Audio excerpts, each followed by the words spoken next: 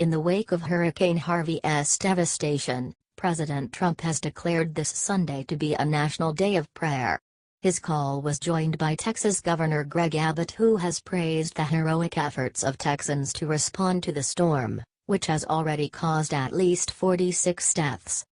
The Christian Broadcasting Network reports, the proclamation from POTUS emphasizes faith in God and His promise in the face of such awful suffering. The Day of Prayer is all about clinging to God as our hope in this time of disaster. As response and recovery efforts continue, and as Americans provide much-needed relief to the people of Texas and Louisiana, we are reminded of Scripture's promise that God is our refuge and strength, a very present help in trouble. The proclamation continues. Governor Abbott also asked those of all faiths to pray this Sunday. The Day of Prayer is about thanking those who have done their part and praying for those who are still suffering. Abbott asked to keep first responders and all those involved in rescue efforts such as the military in your prayers. Abbott asked that America pray for the healing of individuals, rebuilding of communities and the restoration of the entire region struck by this disaster. Texas is a very religious state. According to Pew Research, 77% of Texans are Christian, 19% are unaffiliated or nothing in particular, and 4% are non-Christian such as Jewish, Muslim, Hindu, and Buddhist. Only 2% of Texans identify as atheists. In total, 63% of Texans consider their faith a very important part of their life. This Sunday, join our President's call to action and participate in a day of prayer for the people of Texas. Watch now. More. Related. Breaking News 24. Flashback. Watch Queen Elizabeth's heartbreaking statement to nation on Diana's death. Sadly, while Queen Elizabeth is well respected the world over, there are some haters who bombed her for not doing enough to prevent the Diana tragedy or by not properly grieving. It was a rough time for all of England and for the world, as Lady Di was loved the world over. Advertisement. Her death shocked the world, but it was the way it happened, running from the paparazzi, that added a misery to the tragedy. Because it didn't have to happen. And many blamed the Queen for not stepping and controlling both her son Charles and Lady Di when their marriage imploded. Advertisement. And then the media went nuts and claimed the Queen was not grieving properly, whatever that means.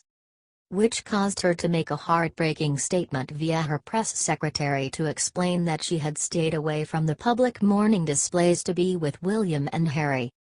But that wasn't enough, so in a staggering break with protocol she went on live TV to clear the air.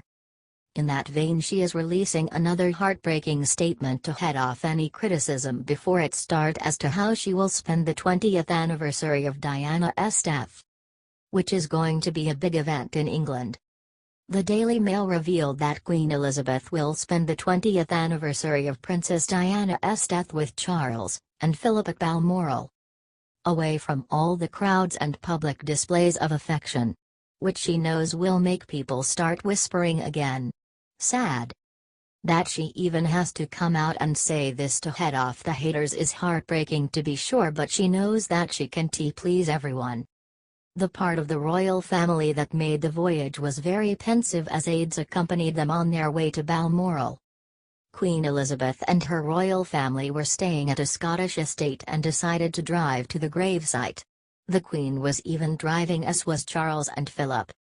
Throughout the day, the sea of tributes has grown, proving that the influence of the woman dubbed the People's Princess is as strong as ever on the 20th anniversary of her death. Even 20 years later, numerous citizens were still crying outside of Diana's former home. She had an impact on millions. There was even one woman seen stopping in front of the palace gates to think about Princess Diana and what she meant to the world. The memory of Diana seems to be getting stronger with time. On Wednesday, the Duke of Cambridge and Prince Harry paid tribute to their mother, looking at the flowers and pictures left at the gates of her former home. Taking an impromptu walkabout, they waved and smiled before taking a few minutes to read the cards and banners. Prince Harry seemed to be in good spirits as he saw a massive balloon that hoisted a picture of William and his mother while William was a young child.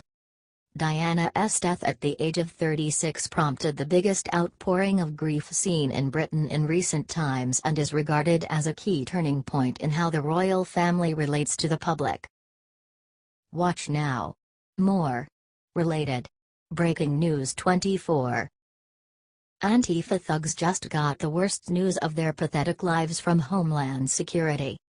And so it begins. The Department of Homeland Security has officially classified the anarchist group known as Antifa as their actions as domestic terrorist violence. This is serious and is one sure way to get this group under control. Advertisement. Politico is reporting this bombshell, and it is a bombshell on so many levels. A reporter at Politico, which is a very reputable source, had access to confidential internal reports from the Department of Homeland Security. One of the shockers is that the feds were monitoring this group for a while, even when liberals were running the show, a true testament to the dangers of the group if ever there was. Advertisement. It was in that period, as the Trump campaign emerged, that we really became aware of them, said one senior law enforcement official. These Antifa guys were showing up with weapons, shields and bike helmets and just beating the shit out of people. They're using Molotov cocktails, they're starting fires, they're throwing bombs and smashing windows. These groups have been around for a long time, with their first big public show of defiance coming in Seattle in 1999 when the Black Bloc Brigade tried to shut down the World Trade Association meeting. It got violent real quick and the police were called in to literally outdown a riot. The situation has only grown more serious, as one prominent official said. Everybody is wondering, what are we gonna do? How are we gonna deal with this? Every time they have one of these protests where both sides are bringing guns, there are sphincters tightening in my world. Emotions get high, and fingers get twitchy on the trigger. Correct, it is a volatile mix when people driven by hate get together armed to the teeth. Former New York City police officer Brian Levin, who has been studying domestic hate groups for over 30 years and does so now at the Center for the Study of Hate and Extremism at California State University, San Bernardino, said. Both the racists and a segment of violent Antifa counter-protesters are amped for battle in an escalating arms race, where police departments are outmaneuvered, resulting in increasingly violent, dangerous confrontations. It's an orchestrated dance. The rallies spill over into social media and then even more people show up at the next rally primed for violent confrontation. This is not good, folks. Look, we have the rule of law, and violence and hate and anything that breaks the law needs to be punished. Our system, while not perfect, has worked better than anything in history, and these people want to burn it all down? The Politico reporter quoted the Department of Homeland Security confidential report. At the Sacramento rally, Antifa protesters came looking for violence, and engaged in several activities indicating proficiency in pre-operational planning, to include organizing carpools to travel from different locations, raising bail money in preparation for arrests, counter-surveilling law enforcement using three-man scout teams, using handheld radios for communication, and coordinating the event via social media. In other words, these are organized chaos agents hell-bent on bringing down capitalism or whatever else they think is wrong with the world. Which is funny, because in 30 years, when the robots have taken all the jobs, we will most probably move to a system with certain basic incomes while still encouraging innovation through profit. Basically, capitalism and American democracy is an experiment and constantly evolving, so instead of fighting it, sit back and enjoy it or make it better. Winston Churchill's wise words from long ago: democracy is the worst form of government, except for all those others that have been tried, can be changed today, so the Antifa punks can understand in plain English: capitalism is the worst economic system, except for all the others. Watch now. More. Related. Breaking News 24.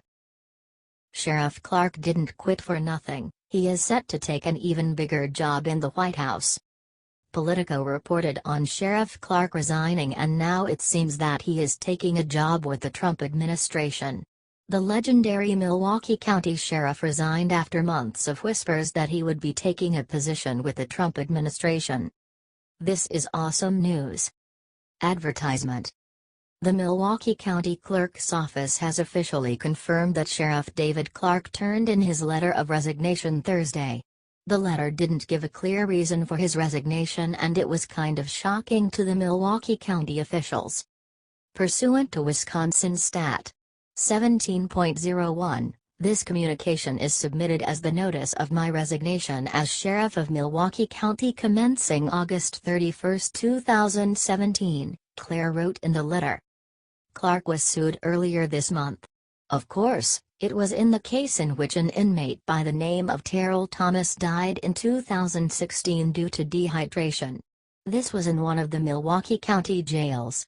The family accused the sheriff and the others involved in the apprehension and incarceration of Thomas of causing unconscionable pain and suffering and causing his death.